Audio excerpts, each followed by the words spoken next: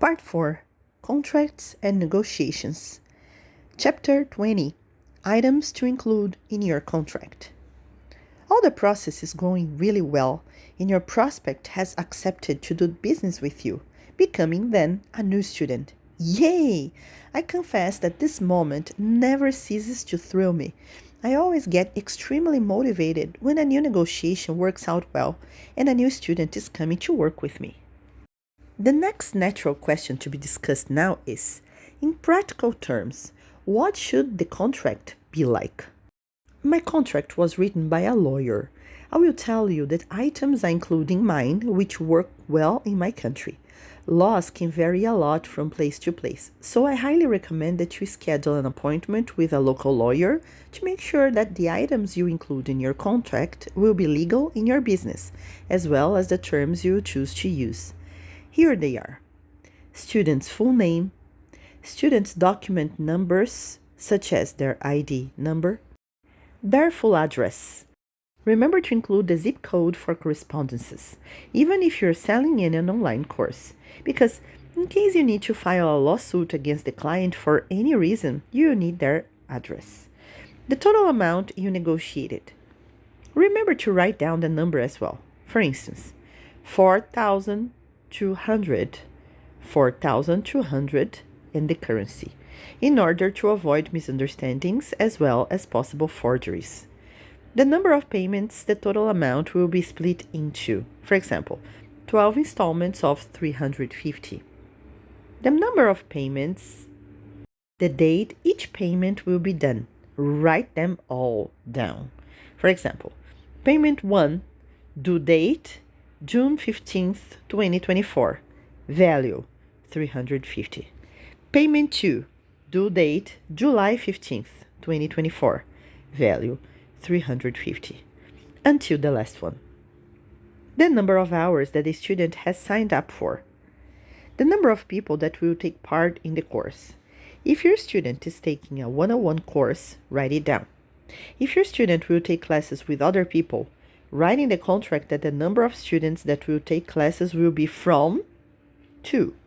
Example, from 2 to 6 people.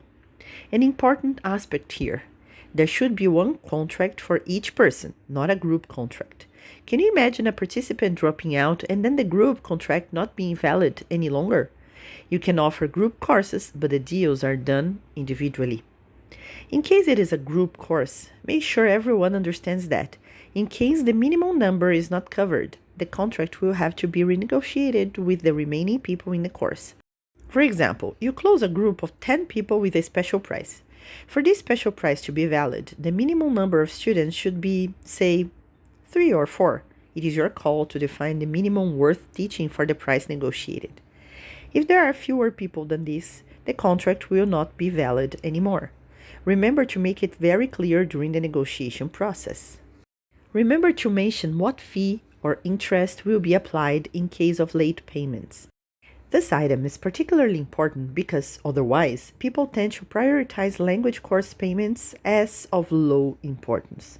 So, if your students end up struggling with their finances for any reasons and there are no consequences in case of late payments, you can imagine what will happen. It is important to check local laws for what fees and interests are legally applicable to your contracts. You can include a clause that covers price rises on contract renewals. Inform what index will be applied to your price in case of renewals. With time, you develop a feeling here to know if or when this will be applied or extended, understanding your country's inflation as well as your student situation. Everything can be negotiated again in the contract renewal. However, it's a good idea to have it contemplated in the first contract, so that this clause can give you a tool and an argument to negotiate the new value in the renewal. In case you intend to adopt course books or any other materials for your classes, it would be a good idea to mention in the contract that materials of any sort are not included in the price and will be charged separately, or that the students should provide the material by themselves. If you have already bought any course books and seen their prices, you'll be very thankful for including this clause.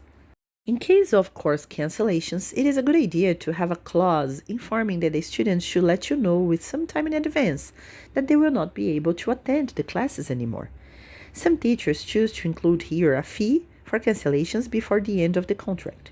Feel free to decide what works better for you. I myself have a clause asking my students to let me know 30 days in advance that they are dropping out, but I don't include a fee. Firstly, as in most of my contracts, my students pay me per project, I use this 30-day period to finalize their contract. I analyze how many hours they have had so far and how much they have already paid. If they have open hours to be done, I use these 30 days to do so.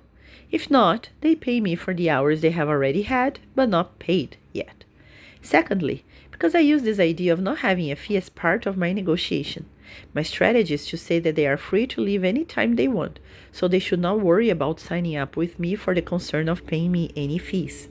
I have fellow teachers who apply a fixed fee in case of cancellations before the time. Others will apply a percentage of the contract. However way you opt to work, always make it clear both in the contract and before the classes begin. Unfortunately, there are a lot of people who read contracts superficially, and when they need to break them, they create problems. As a freelance teacher working by myself for more than 2 decades, I have learned my lesson. I always talk to them before the course begins about the clauses covered in the contract in order to avoid future surprises. Include the day and time the students will have their classes. Also, in case they need to change their schedule, they will have to negotiate another schedule, for your availability might influence such decision. Why have I mentioned this item? I have worked with one-on-ones who believe that, because they were paying for private classes, they could change their schedule whenever they wanted, and that I should accept and adjust my schedule to theirs, irrespective of my availability. After having had to struggle with this in some complicated situations, I have included this clause in my contract. And never have I had to deal with this kind of behavior again, thankfully. A prepared freelance teacher is worth a million. One extremely important item to be included refers to class cancellation. If you have worked freelance before, you will understand the importance of this point. One thing that will never fail in life is good communication. Students will certainly have situations in which they will need to cancel their classes from time to time. Should you have negotiated well what will happen in case it occurs, you might have no problems. But as everything else in life, when you have written and signed evidence, it is an extra guarantee that you will not have future problems. My agreement with my students is that they need to inform me about their cancellation 24 hours in advance. The reason why I ask them to let me know with this deadline is that I have a pretty tight schedule. So when they tell me before, I have the chance to exchange their schedule with another student, and they will have the chance to make up for this hour. Everybody will benefit from this. They're also able to have their class another time. I don't need to have a gap in my schedule, and the student who is changing their schedule with whom needs will know that, when they need, they will also be able to have some benefit. Why don't I accept a shorter period? A period shorter than 24 hours makes this arrangement harder. I will need to find another student available for their schedule change. Not everyone is free for last-minute changes. Additionally, I will not have enough time to prepare a class properly. It would not be fair to the generous student changing their schedule who deserves my best. Honestly, I don't recall any complaints about this 24-hour policy. If anything, almost everyone seems to be comfortable with this. As for groups, if one student is not present, the class will occur anyway. What happens sometimes with group students is that, when a student is on vacation, being absent for 2 or 3 classes, they might want a discount or an extra class, or even they feel entitled not to pay for these classes. I don't think it's fair to the teacher who taught this lesson when the student was absent.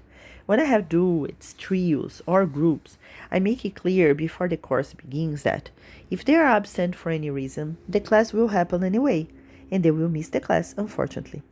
As I teach 100% online, what I do to help these students is to record the class and send it to them so that they can watch it another time.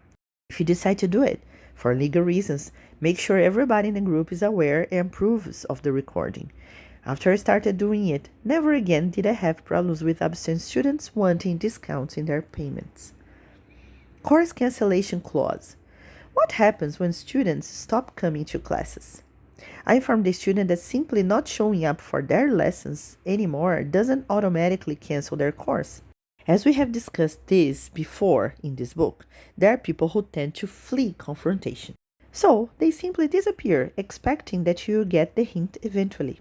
However, this is a business, and we are counting on this person for the classes as well as for their payments. Having everything documented will help you avoid this sort of behavior. My experience has shown me it is not so common to happen with one on one students. This attitude is more common with students who take classes in groups. Either way, it should be clear that the student must formally communicate their intention of leaving their course.